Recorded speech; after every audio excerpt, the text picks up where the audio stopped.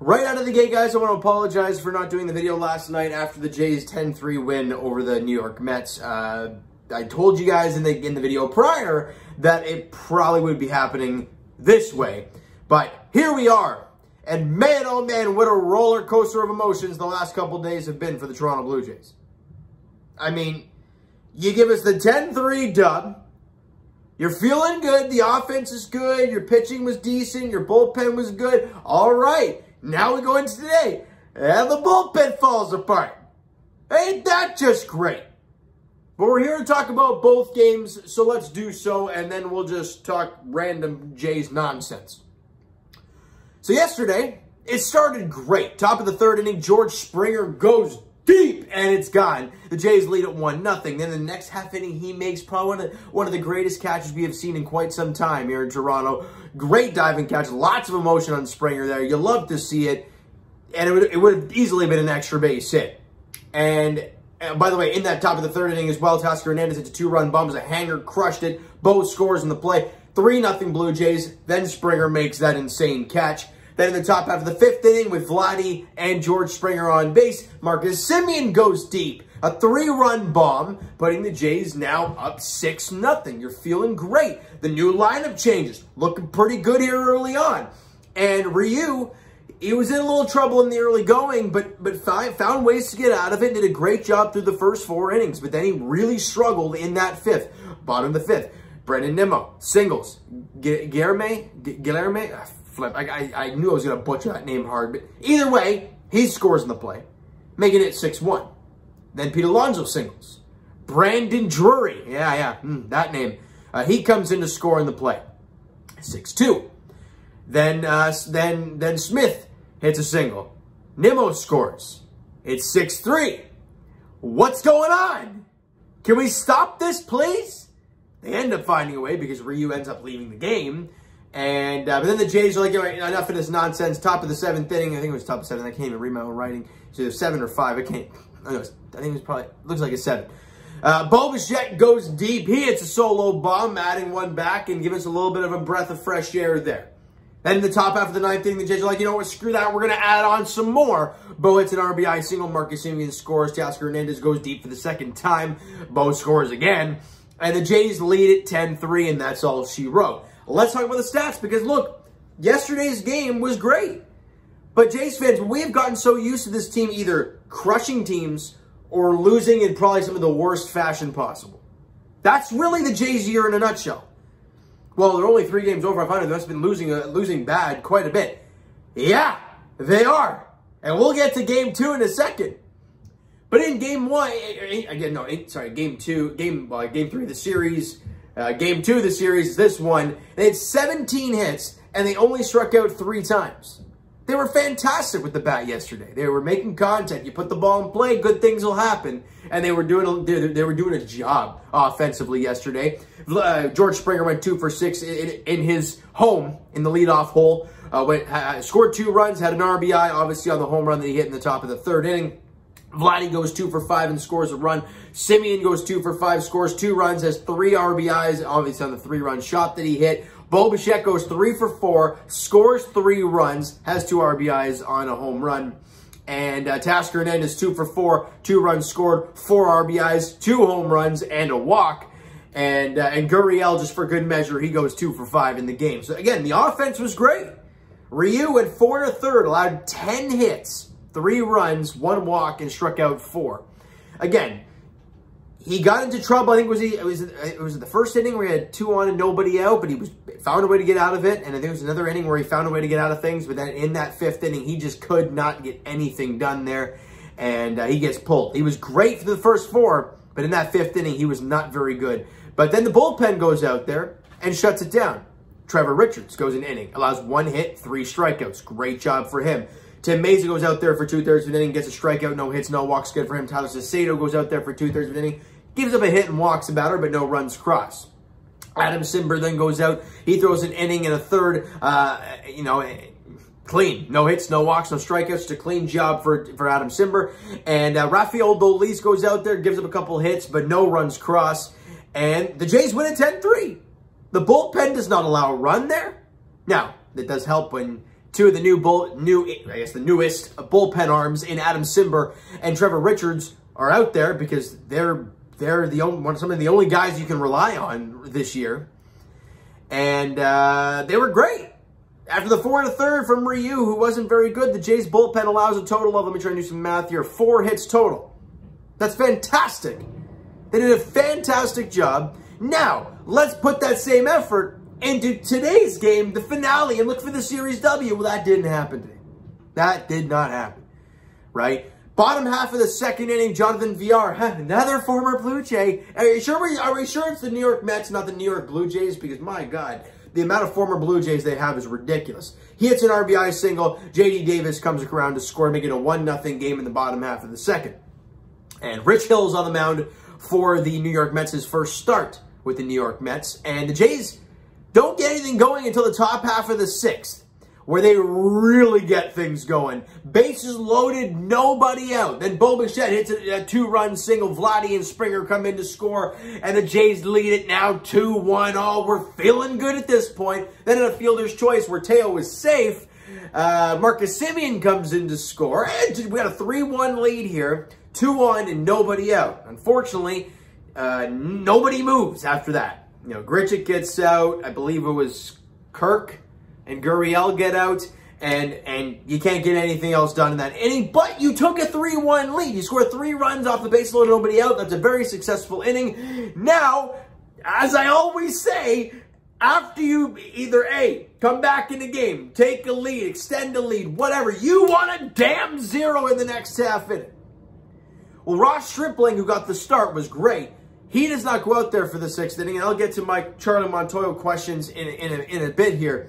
But out comes Ryan Barucki, and I understand that. You know, he's one of your reliable guys, and he gives up a 2-run bomb to Pete Alonso.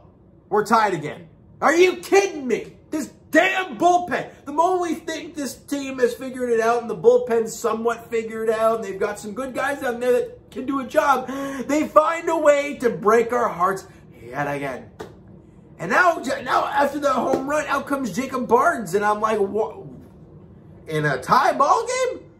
Facing the middle of the lineup, his former team that know him like the back of his hand. Is that really the smart move? Well, clearly it was not the smart move. He does not get an out. Allows 2 hits, 1 walk, 2 runs on a J.D. Davis double. Because in that bottom of the 6th, right, the Alonso home run, Conforto scores, and then McNeil hits the 2-run double. VR and Davis come in to score. And we're now down 5-3. What the heck happened, man? The bullpen yet again just blows it again. I mean, if it's not one thing, it's something else. If it's game 1 where your offense shrivels up, but your pitching was good. Game 2, well, your offense exploded, and you usually have one of those games in the series for the drama. That's just what they do. And you get enough offense in this game. You score 4 runs in the ball game. Problem, your bullpen allows 4 runs in 1 flipping inning. God. Same old, same old. Now, top of the 8th inning, Teoscar Hernandez is an RBI, single scoring Semien to make it a 5-4 game. And the Jays have runners at 2nd and 3rd with 1 out. And Alejandro, well, I think they load the bases. They walk Gurriel, and they bring up Kirk, who has done okay since coming back. But he pops out. Literally the worst thing that you could possibly do in that situation. Pop out, nobody moves up, and then Biggio gets out, and you're out of the 8th inning. That was your golden opportunity to tie the game or take the lead again. But you don't. And you lose 5-4 to the Mets. And with the loss, the Jays have now, lost the series. They're only 3 games over 500 at 49-46. And now they're going to go to Boston for 4. I mean, great. The expectations of that series are not very high for Jays fans right now. I think we can all agree on that. Let's get to the stats here real quick before I quickly talk about Charlie Montoyo, preview the game 1 against Boston, and then call it a night. The Jays had 9 hits in the ball game. Not terrible. 7 strikeouts. Again, when you have more hits than strikeouts, you know you're doing okay. Marcus Semien went 2 for 4 in the ball game, scored a couple runs and had a walk. Bo Bichette went 2 for 4 with 2 RBIs and a walk, so he had a great day at the dish. And Alejandro Kirk, I know I talked bad about him there, but he did go 2 for 4 in the ball game, but one of those offers was one of the costly ones late in a ball game.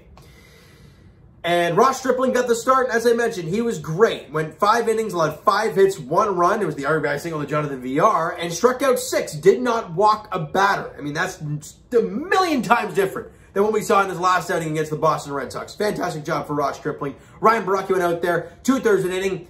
The key to being a good pitcher is throw strikes. It sounds stupid. It sounds cliche, but it's the simplest of stuff. You throw strikes, more or less, good things will happen. But Ryan Baracchi gets 1 out, then walks a guy. And when you give the free passes, going into that meat of that order, it's a disaster waiting to happen. And Pete Alonso connects, scoring that walk, and he gives up the 2-run shot. So he goes 2/3 of the inning, allows 1 hit, 2 runs, and walks 1. I mean, not very good. You got to throw strikes, man. If you don't throw strikes, you're not going to do well in this league, period. And then Jacob Barnes, we were talking about him, 2 hits, 2 runs, 1 walk, didn't record an out. He was bad. And Tim Mays went out there, 2/3 an inning, allowed 1 hit, 1 walk. Trent Thornton went, 2/3 an inning, no hits, no walks, no strikeouts, nothing doing there for him. And Rafael Dolis for back-to-back games does a pretty good job. 1 inning, no hits, no walks, and a strikeout. So a good job for Dolis. Now, Charlie, I understand Ross Stripling has been iffy the last couple of games. However, he went 5 innings, allowed 5 hits, 1 run over 5 innings. His pitch count was under 80. But you know what? I can kind of understand that move. You know, you don't know when he's going to break. You know, I think it was probably going through 3rd time to the line. Yeah, it was probably going through 3rd time through. So I kind of understand it. The Ryan Baracchi move, I get it. I'm fine with that. Right? Because he's one of your better relievers. You put him up against the top of the lineup, you find a way to do a job with it. Unfortunately, he didn't get it done. The Jacob Barnes move, I mean, that I don't understand at all. Like, what was the mindset going into that? Right? Like, you're just throwing Jacob Barnes into the fire. It's his old team. They know him. It's the middle of that damn lineup. And he's not all that great. So what? And it's tied ball game. And it's not like, guys, it's not like that there was, you know, bases loaded and he came into a terrible situation. There was nobody on, if I'm not mistaken. Yeah, there was nobody on base. And 2 out. So, I mean, how can that go wrong? Well, you gave up 2 runs, and now you're down by 2. I didn't understand that move whatsoever, but maybe I'd love to hear Charlie Montoyo's take on that move specifically and why Jacob Barnes in that situation. Because every which way you look at it, it doesn't make sense. Tim Mays went 2/3 an inning, allowed 1 hit, 1 walk, and that was, we already talked about that nonsense. And the maze of stuff I get, well, if you're, I don't know. This begs the question, guys. This is where you got to think about it, right? Yesterday, the Jays were up, what was it then? 7-3 after the Bo Bichette home run? I believe so. Why was Adam Simber out there? You know, or was it 6-3 when he was out there? If it was 6-3, then I kind of understand. But if it was 7-3, I'm like, you might need him. And today would have been a day where you use him. But you don't use him on back-to-back days. Trevor Richards would have been great to have in that situation as well. He pitched yesterday, but I understand the Trevor Richards situation. I just don't understand Jacob Barnes. I just absolutely don't. I would have either let Ryan Baracchi work through it or gone to someone else who's actually reliable in a tied ball game on the road. Doesn't make sense to me. All right, now, moving on. As I mentioned earlier, the Jays start a 4-game series at Fenway Park. Yippee. Game 1 goes tomorrow night. It's a 7:10 first pitch there at Fenway. Thomas Hatch gets the start for the Toronto Blue Jays. His first start of the season. His first outing of the season. He pitched a little bit in the spring. Got hurt. Haven't seen him since. Here you go, Thomas Hatch. Here's the Boston Red Sox. Oh, God. Nick Pavetta's on the mound for the Boston Red Sox as well. And last time Nick Pivetta was on the mound, he did a pretty good job against the Blue Jays, but it did help that he got a 9-0 lead in like the first 2 innings. So I'm hoping Thomas Hatch can hold the fort. He's got the stuff. He's a good pitcher. He just hasn't pitched it all this year at the big league level. And now You're at Fenway Park. Like, oh, God, that offensive bust. And here we go, Jays fans. Game 1 of 4. I don't know what to expect. My expectations are not very high right now with this team because it's one of these, right? What are we going to see? I don't know. Are we going to see the team score 10 runs and have everything work well tomorrow? But then in game 2, the bullpen will collapse. You give up 12 runs and you only get 3 hits. And it's like, what the hell's going on? That's the way this team has been this year. And it's just really, really tough to watch. Crazy thing, with this team not playing all that great, they're still only like 4 games back in the wild card spot. It baffles me how that's still the case. But that tells you that it's right there. You just got to string some damn wins together. And maybe that tells Mark Spire and Ross Atkins, hey, let's go. We've heard they've inquired about Brad Hand and Daniel Hudson on the Washington Nationals. I would welcome that with open arms. But who knows? Until I see a deal done, I'm not inquired about, interested in, blah, blah, blah. Make it happen, fellas. And we all know that they want to make it happen. They did with Simber. They did with Trevor Richards. But now we want to see a move to solidify something on this team. Some high-leverage guys who can actually do it. All right, so you know what, guys? That is going to do it for this long video. If you guys enjoyed the video, but not the game today, but you loved the game yesterday, smack the like button to appreciate that. Hit the subscribe button if you guys have not already. Comment down below your thoughts on the video, your thoughts on the game. What'd you like? What'd you not like from today's and yesterday's ball game for the Toronto Blue Jays? Twitter is down below for myself. Follow, send me a DM, all that great stuff. The Instagram link is down below, so follow up there if you have not done so already. And I will talk to you guys. Jays edition, game 1. Between the Red Sox and Blue Jays tomorrow night, 7:10, first pitch there at Fenway Park. Thomas Hatch versus Nick Pivetta. Here we go, Jays fans. What do we expect? I have no idea. All right, so thank you guys so much for listening and watching. I hope you enjoyed the video. We'll talk to you guys then.